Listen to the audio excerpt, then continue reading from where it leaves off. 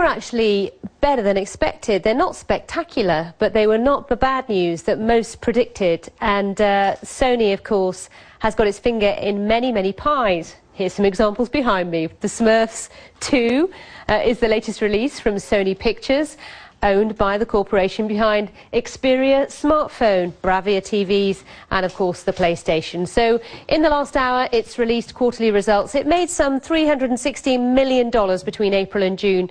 And as I said, that's better than expected, partly down to the strong sales of its Xperia smartphone. But it may not be enough to placate Sony's largest shareholder, who's pushing for the company to be split in two. Back in April, Sony reported its first operating profit in 5 years. 3 months on, can it repeat that feat? Sony's young and dynamic CEO, Kazuo Hirai, says his focus is now on revitalizing the company's unprofitable electronics division. And it appears he is starting to succeed. Sony's line of Xperia smartphones is finally starting to sell well. The PlayStation 4 is on its way. But at the same time, Sony's profitable entertainment business is suddenly having a very bad time. 2 big-budget summer movies, After Earth and White House Down, have bombed at the box office.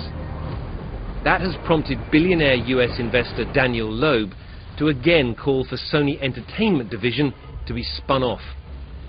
Mr. Loeb's company, Third Point, is Sony's single biggest investor, with 7% of the company's shares.